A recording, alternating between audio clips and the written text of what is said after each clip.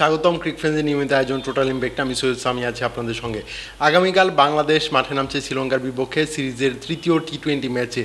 একই দিন সাকিব আল হাসানের দুবাই ক্যাপিটালস মাঠে নামবে রংপুর রাইডার্সের বিপক্ষে। দুটি ম্যাচ নিয়ে কথা বলবো আমরা। আমার সঙ্গে আছেন মোহাম্মদ সাদমান। স্বাগত। ধন্যবাদ। বাংলাদেশের ম্যাচটা নিয়ে আসলে শুরু করি। বাংলাদেশ সিরিজ জয়ের একটা সম্ভাবনা আসলে জাগিয়েছে। আমরা টেস্ট সিরিজটা হেরে গেছি, ওয়ানডে সিরিজটা হেরে গেছি, টি-20তে এখনও সিরিজ জয়ের আশাটা বেঁচে আছে। আপনার কি মনে হয় বাংলাদেশ কি আসলে কামব্যাক করে, যেভাবে কামব্যাকটা করেছে, সিরিজটা জিততে পারবে কি? ওডিআইতেও কিন্তু আমরা এরকম সিচুয়েশনেই ছিলাম। আপনার নিশ্চয়ই মনে আছে যে 1-1 ড্র ছিল, লাস্টের ওডিআইটাতে আসলে ডিসাইডার ছিল, কিন্তু সেখানে কিন্তু আমরা হেরে গিয়েছি। এর আগে আপনি টেস্টের কথা বলছিলেন, সেখানেও ফার্স্ট টেস্ট আমরা ড্র করেছি, পরের টেস্টটাতে কিন্তু হেরে সিরিজ হয়েছি। আলটিমেটলি আসলে সিরিজ কিন্তু আমরা হারছি।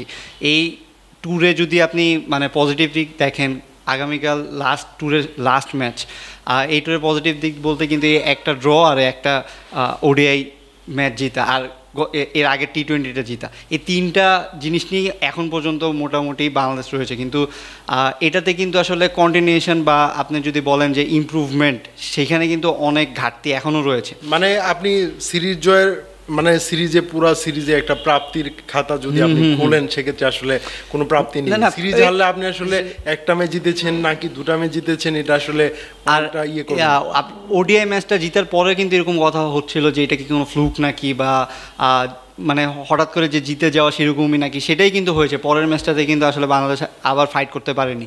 আবার গত সেকেন্ড টি-20তে যদি দেখেন, শ্রীলঙ্কাকে তারা 94 রানে অল আউট করে দিয়েছে, যেটা শ্রীলঙ্কার জন্য অনেক নিম্ন, খুবই একটা এরকম একটা পজিশনে ফেলে এত ডমিনেট করে তারা জিতেছে। কিন্তু আবার দেখা যাবে যে আগামীকাল হয়তো তারা দাঁড়াতেই পারবে না। এই জিনিসগুলোই হচ্ছে মানে এই সিরিজটা থেকে আমার মনে হয় যে প্রাপ্তি না, তো এটা হচ্ছে রিয়েলাইজেশন করার বিষয় যে আসলে বাংলাদেশের কতটুকু ভালো আছে।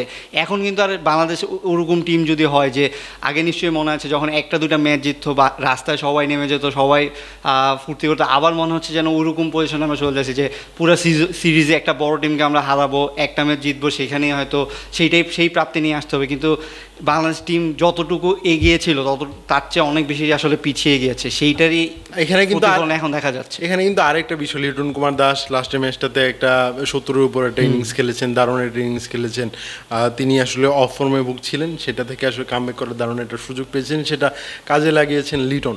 এটা কি লিটনের জন্য একটা কিন্তু ধারাবাহিকতা রক্ষা করার ম্যাচ? অবশ্যই পরের ম্যাচে যদি তিনি সিঙ্গেল ডিজিটে যদি আউট হয়ে যান, তাহলে আসলে সেই ধারাবাহিকতাটা কিন্তু থাকলো না, সেই চাপটা কিন্তু লিটনের উপরে থাকবেই। পাকিস্তানের বিপক্ষে সিরিজটা আমরা সেখান থেকে আসলে শুরু করব।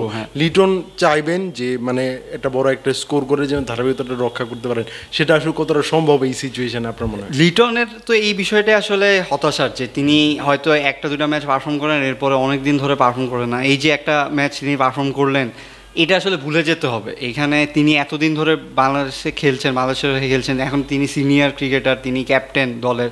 একটা ইনিংসে ভালো খেলেছেন, সেটা দিয়ে আপনি এই প্লেয়ারটাকে টানবেন, সেটার কিন্তু আসলে সুযোগ নেই।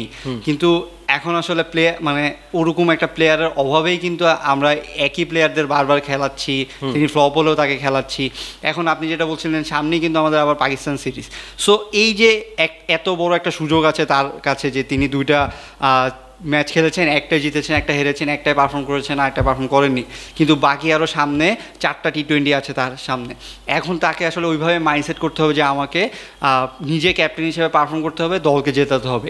যদি সেই কাজটা তিনি করতে পারেন, আমার মনে হয় যে হয়তো লিটনের আসলে ক্যালিবার, লিটনের মানে যোগ্যতা নিয়ে কিন্তু কারো কোনো কোশ্চেন নেই, কিন্তু তিনি ডেলিভার করতে পারেন না। এখন এই বিষয়টা রক্ষা করার জন্য এই দুইটা সিরিজ বা এই সামনে 4টা টি-20 তার জন্য খুবই গুরুত্বপূর্ণ। লিটন যদি ভালো করে, ন্যাশনাল টিমও ভালো করবে। আপনার ক্যাপ্টেনকে সবসময় লিড দিতে হয় এইভাবেই, শুধু ক্যাপ্টেন্সি ভালো করলেই বা দলে থাকলেই যে ক্যাপ্টেন হয়ে যায় সেরকম না। আমরা মাশরাফির ক্ষেত্রে দেখেছিলাম, মাশরাফিকে অনেক সময় বলা হতো যে শুধু তিনি ক্যাপ্টেন করে আছেন, কিন্তু সেটা কিন্তু ছিল না। তিনি কিন্তু বোলিংয়ে সবসময় পারফর্ম করতেন, শুরুর দিকে তিনি উইকেট নিয়ে নিতেন, সেটা কিন্তু অনেকদিন হয়েছে। যখন তার এই পারফরমেন্সটা একদম অফ হয়ে গেছে বা বোলিংয়ে তিনি, তখন কিন্তু তার ক্যাপ্টেন্সির মূল্যায়নটাও তেমন একটা করা হয়নি।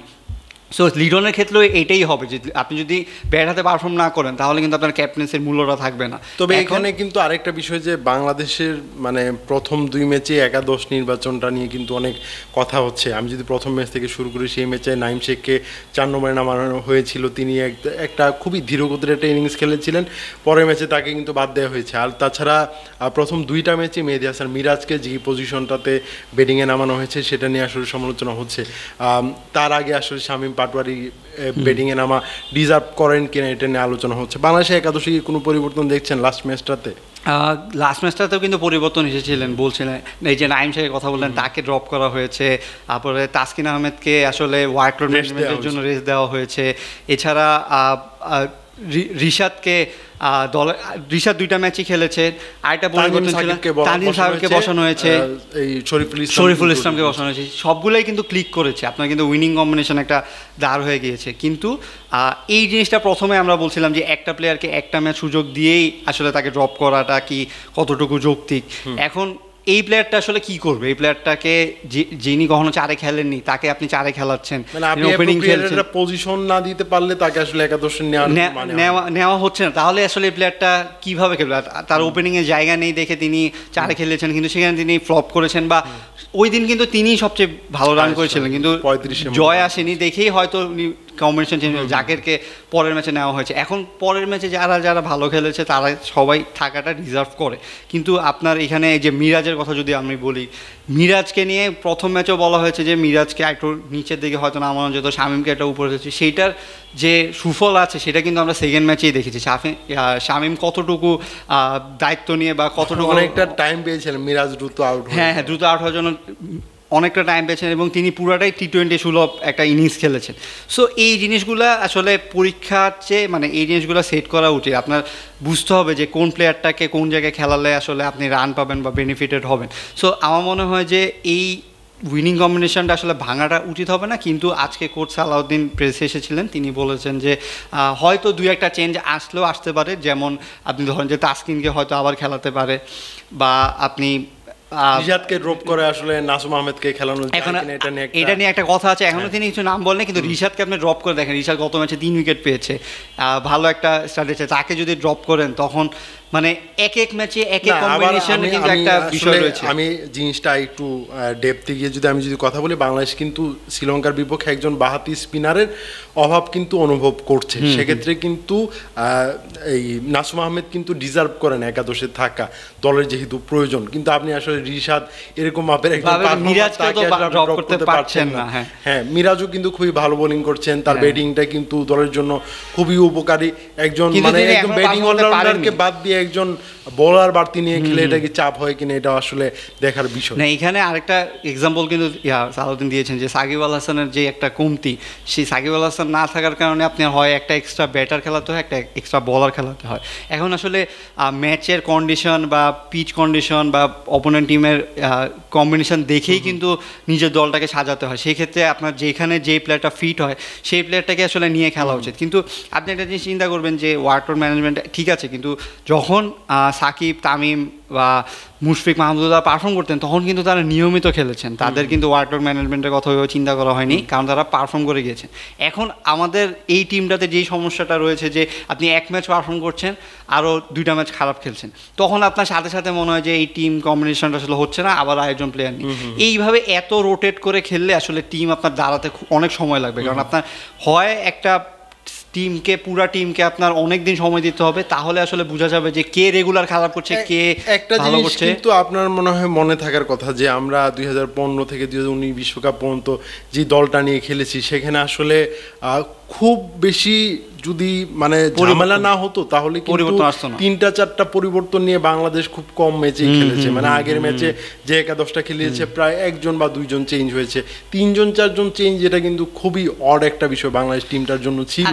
এক ম্যাচ পরপরই করাটা কিন্তু আরো আপনি, কারণ আপনি মানে এইভাবে করলে, এইভাবে সাফেল করলে কিভাবে টিমটা কম্বিনেশনটা দাঁড়াবে, এক দিন একজন পারফর্ম করলেও তো একটা কথা, আপনার সেরকমও তো হচ্ছে না। এখন আপনার ওরকমভাবেই আসলে সেট করা উচিত যে আপনি হয়তো অল্টারনেটিভ কিছু থাকবে, অল্টারনেটিভ থাকা খুবই ভালো, যেমন আমাদের পেস ডিপার্টমেন্টে অনেকগুলো অল্টারনেটিভ রয়েছে, কিন্তু আপনার ব্যাটিংয়ে আসলে আসছে না, বা আপনার ডাউন দ্য অর্ডারে বা আপনার ব্যাটিং লাইন আপটার যদি বারবার সাফেল হয়, তাহলে কিন্তু আসলে টিমটা কতটা স্ট্রং আবার দাঁড়াবে আরেকটা সেটাও বিষয় আমি লক্ষ্য করেছি যে মানে একজন ব্যাটসম্যান আজকে হয়তো বা 4 নম্বরে খেলছেন, কালকে খেলছেন 5 নম্বরে, আরেকজন ব্যাটার 3 নম্বরে খেলছেন, কালকে খেলছেন 5 নম্বরে। এই রোটেশনটাও দলের জন্য কিন্তু খারাপ। একটা ব্যাটসম্যান আপনি 3 নম্বরে দেখবেন যে অস্ট্রেলিয়া, ইংল্যান্ড, বাকি দলগুলো যারা আছে 3 নম্বরে যারা খেলেন একদম 3 নম্বরেই কিন্তু সেট, সেখানে তার কিন্তু বিকল্প কিন্তু সেটার জন্য আসলে যে পারফর্ম করা লাগে, যদি পারফর্ম করেন আপনি তাহলে আসলে এটা নিয়ে সমস্যা হয় না, কিন্তু যেহেতু পারফরমেন্সের ঘাটতি রয়েছে সেক্ষেত্রে বারবার এই সাফল্যটা আসছে। আমরা কিন্তু আগামীকালকে রংপুর রাইডার্স এবং দিল্লি দুবাই ক্যাপিটালসের মধ্যকার একটা ম্যাচ কিন্তু দেখতে পাবো আগামীকালকে 8টায়, একই সময় বাংলাদেশ এবং শ্রীলঙ্কার মধ্যে 7:30 একটা শুরু হবে, 8টা একটা শুরু হবে। এই ম্যাচটাতে আসলে কাকে এগিয়ে রাখবেন? আর রংপুর রাইডার্স কিন্তু দারুণ ফর্মে আছে, আমরা জানি যে তাদের বোলাররা স্পেশালি খালেদ আহমেদ একটা টপ ফর্মে আছেন, 3 ম্যাচে 8টা উইকেট সম্ভবত নিয়েছেন, 2 ম্যাচ 8টা উইকেট নিয়েছেন, আর তিনি হাইয়েস্ট উইকেট টেকার টুর্নামেন্টের।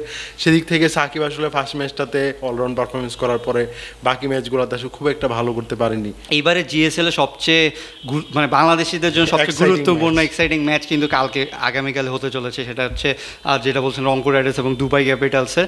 সেখানে রংপুরের হয়ে কিন্তু সাকিব বিপিএল খেলেছেন, সো নিজের টিমের এগেনস্টেই, তারা ফর্মার টিমের এগেনস্টেই তিনি আবার নামবেন, এটাও একটা বিষয় রয়েছে এখানে। রংপুর যেভাবে আসলে খেলছে, ফার্স্টে যদি রংপুর দিয়ে শুরু করি আমরা, যে সোহানের ক্যাপ্টেন্সিতে বা সোহান যেভাবে লাস্ট মোমেন্টে বোলিং চেঞ্জ বা বোলিং তাকে যেভাবে হেল্প করছে বলাররা, বা ব্যাটিংয়ে তিনি মায়ার্সের কাছ থেকে হেল্প পাচ্ছেন বা যারা বিদেশি প্লেয়ার নিচ্ছেন সবার কাছ থেকে হেল্প পাচ্ছেন, এইভাবে তিনি নিজের ক্যাপ্টেন্সি এবং এইটার কম্বিনেশনে টিমটা কিন্তু খুব ভালোভাবে একটা পর্যায়ে রয়েছে।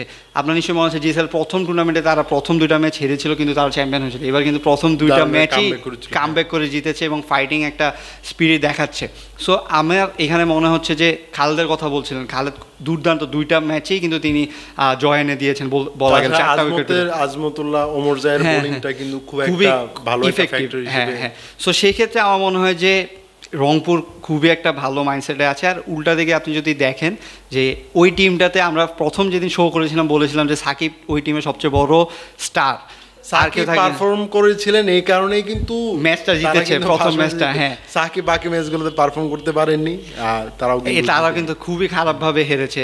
আর আগামীকাল কিন্তু তাদের ডু অর ডাই ম্যাচ, কারণ তারা অলরেডি 3টা ম্যাচ খেলে ফেলেছে। সো রংপুরের সাথেই সাকিবের ডু অর ডাই ম্যাচ, এবং রংপুরের সাথেই হয়তো তাকে তার আবার সেরা পারফরমেন্সটা দিতে হবে, তাহলেই হয়তো দুবাই ক্যাপিটালসের ভালো সুযোগ রয়েছে। এছাড়া রংপুর কিন্তু খুব ব্যালেন্সড একটা টিম, খুব ভালোভাবে শুরু করেছে তারা, তাদের আরও 2টা ম্যাচ আছে এটা সহ। সো আমার মনে হয় যে রংপুর আবার হ্যান্ডে থাকবে, কিন্তু এইখানে সাকিব একটা মেইন ফ্যাক্টর হবে। সাকিব যদি তার ফর্মার টিমের এগেনস্টে তাদের সেটা যদি অ্যানালাইসিস করে আসলে খেলতে পারেন, তাহলে আমার মনে হয় যে একটা ভালো ফাইট হবে। আর একটা বিষয় যে রংপুর রাইডার্সে যে প্লেয়াররা খেলছেন প্রত্যেকে মানে খুবই ভালোভাবে সাকিব আল হাসান চিনেন, তার দলের ক্রিকেটারদের বিশেষ করে বোলারদের পরামর্শ দিতে পারবেন তাকে আসলে কোন বল দিলে আউট করা সম্ভব। এখন আসলে দেখার বিষয় যে এই পরামর্শগুলো কতটুকু কাজে লাগে। এখন সাকিব ভার্সেস রংপুর হয়ে গেছে পুরা, মানে সাকিব আসলে মানে পুরো টুর্নামেন্টে নিজে পারফর্ম করেছেন আর রংপুর পুরো অ্যাজ এ টিম হিসেবে পারফর্ম করেছেন। সো দেখা যাক কালকে কি হয়। এক্সাইটিং একটা দিন কালকে, বাংলাদেশের সিরিজ ডিসাইডিং ম্যাচ এবং Rangpur versus Dubai Capitals. So দেখা যাক কি হয়। ধন্যবাদ আপনার সময় দেওয়ার জন্য। দর্শক, ক্রিক ফ্যান্সের নিয়মিত আয়োজনে আমাদের সঙ্গে থাকার জন্য ধন্যবাদ। পরবর্তী কোনো পর্বে অন্য কোনো বিষয় নিয়ে আবার কথা বলবো, সে পর্যন্ত আমাদের সঙ্গে থাকুন।